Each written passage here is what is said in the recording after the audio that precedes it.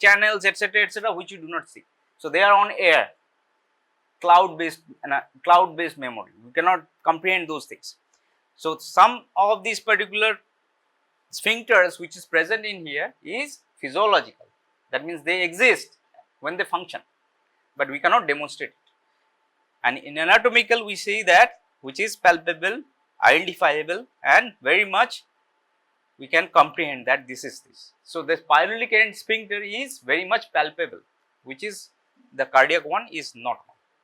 So cardiac end has an opening which is covered by the sphincter, which is physiological. We call them as cardiac sphincter. Pyloric end we have this sphincter which is very much very much anatomical. We call them as pyloric sphincter. So these openings are there. Other than this, the stomach has got two curvatures. One is big curvature, one is small curvature. We name this lesser curvature and greater curvature. Greater curvature is facing to this particular region. We have the spleen, so it is based on the left side, and the lesser curvature is on the right side or close to this midline. So lesser curvature is here and greater curvature is on the spleen side, which is great curved. That's why you call them as great curved, and less curved, which you call them as lesser curvature. Attached to this particular greater curvature and lesser curvature, there are kind of membranous attachments is there. We call them as omentum. So this particular omentum is a remnant or kind of modifications which is coming from the mesenteries. So this particular omentums are of two types, greater omentum and lesser omentum. Within this greater omentum and the lesser omentum, housed in there lymphatics and the blood vessels which are going to supply these curvatures, or they are going to supply the stomach from these curvature points. Now these particular curvatures are there, and then we have the surfaces which are present in the stomach. There are two surfaces are there. We call them as anterior surface and posterior surface, and otherwise we call them as superior surface and inferior surface. Now stomach has got two stage. One is collapse stage, one is distended stage. What do you mean by the collapse stage? When we are not having meal, the stomachs remain collapsed. So when you do feel hungry, the stomach is collapsed. So then this particular curved stomach has got two surfaces, and when it is distended, it has two more surfaces. So this anterior surface and the posterior surface becomes superior surface and inferior surface when it gets distended. So clubbing together, we call them as anterior superior surface and posterior inferior surface. So it has the two surfaces, anterior superior surface, posterior inferior surface. So rule by two opening, two sphincter, two curvature, two omentum, two surface. Two blood vessels present on the greater curvature, two blood vessels present on the lesser curvature. Lesser curvature have got two arteries, short gastric artery branches and right gastric artery branches and left gastric artery branches. Likewise, in the greater curvature have got right and left gastroepiploic or gastroepimental branch supplying this. Addition to it, a part of the stomach we call them as fundus. That part is supplied by the special branches, we call them as short gastric arteries. So these are the blood supply which is present in here. Clear? Okay, with this, behind the stomach we have a potential space. That particular potential space we call them as stomach bed. That particular stomach bed also known as lesser sac. That particular lesser sac have got some relationship, important relationship related to the lesser sac is there, which you have to memorize, which will be easy to understand in the dissection class. So I am not uttering those things right now because that will going to make no sense unless until you visualize the thing 3-dimensional. So only you have to know that posterior or posterior inferior surface to the stomach, behind the stomach, that particular area of the stomach which is occupied on the back side by a potential space. We call that potential space as stomach bed, which is related to the lesser sac region. Now what do you mean by the greater sac and lesser sac? We described that in the dissection class. So the moment you open up the stomach, moment you open up the abdomen, you find a peritoneal space. That particular space visible, we call them as greater sac. And the space that you cannot see, which is lying behind the stomach, which you have to reach through the opening, we call them as epiploic foramen. That particular enclosed space, which is also a part of greater sac but squeezed on the back side, we call them as lesser sac. The lesser sac is lying on the back side of the stomach. Now why this particular stomach bed or this lesser sac is important? When the stomach gets distended, it filled up with the food material. You eat biryani, chops and etc., right? You take a heavy meal, the stomach gets full and distended, it has a load. It can take 2 liters of fluid or material, that means 2 kg amount of this particular, or 2000 cc of space is occupied by the stomach.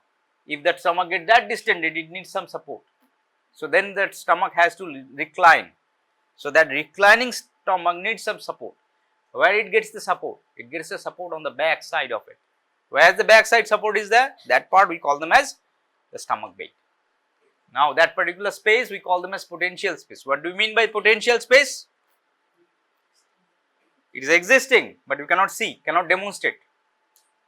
It becomes visible or demonstratable when something gets in, fluid, pus, anything gets in, we suddenly find a space occupied there. Clear? This much? Okay. Now, whenever a stomach is given to you, you try to find out the first thing first is ends and openings. There are 2 openings and 2 ends are there. Openings are easy to identify by the presence of the sphincters, pyloric sphincter and cardiac sphincter. Cardiac sphincter is non-palpable, whereas pyloric sphincter is palpable, is huge muscle fibers are there, which makes this particular sphincter palpable. Once you identify, then you hold that particular normal stomach in anatomical position. You place the greater curvature to the left side, lesser curvature to the midline. Then you place hand like this and put this particular cardiac end towards your heart and the pyloric end towards midline. You place your hand like this and lay down this particular stomach like this, and that will be your anatomical position. Now once you have this particular thing placed, spread it over, then you identify different parts of the stomach. The stomach have got few parts. One part we call them as fundus of the stomach. Then we have the body of the stomach. Then we have the pylorus or pyloric end of the stomach. Pyloric end have got 2 ends, pylorus and pyloric canal, and limited by a sphincter which is present to it. Then we have the stomach continuing as a small intestine, we call them as duodenum, which comes in. Right? That part we call them as stomach, fundus, is denoted by this particular cardiac end. On the cardiac end we have a notch, we call them as cardiac notch. There is a bend. From the cardiac notch, if you draw a horizontal line that dissects this particular part of the stomach, above that particular horizontal line, the stomach we call them as fundus. Anything below we call them as the body, and then body reaches to this lower part, which is where we have the end of this particular pylorus, end of the lesser curvature.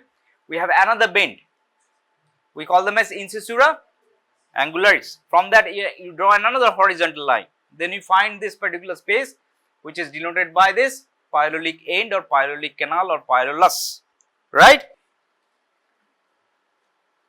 So this is the stomach, it's collapse stage, which we are right now, collapse stomach.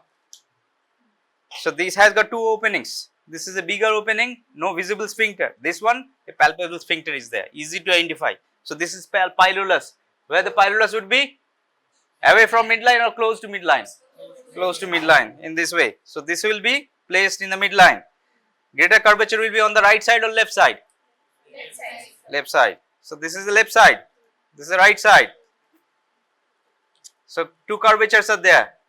This one will be towards the head and this one will be towards the midline. So pylorus towards the heart, cardiac end. From here if you draw a line, this part we call them as fundus. From this point we have another angle, incisura angularis. Go down, we have this body in between these 2 lines, pylorus or pyloric end here. We have pylorus, then pyloric canal, and then you have the sphincters which is visible, palpable. This one physiological. Okay? This curvature, lesser curvature, greater curvature, attached to it omentum, greater and lesser. Within this we have the blood vessels present, lymphatics present, they drains to the different sides, which is theoretical concern. I am not going to talk about it right now. And then we have the surfaces, anterior superior surface, posterior inferior surface, clubbing 2 stage of the stomach. What are the 2 stage? Filled stage, hungry stage and distended stage. Which stage you are now right now? Collapse stage. That means you are hungry. All right.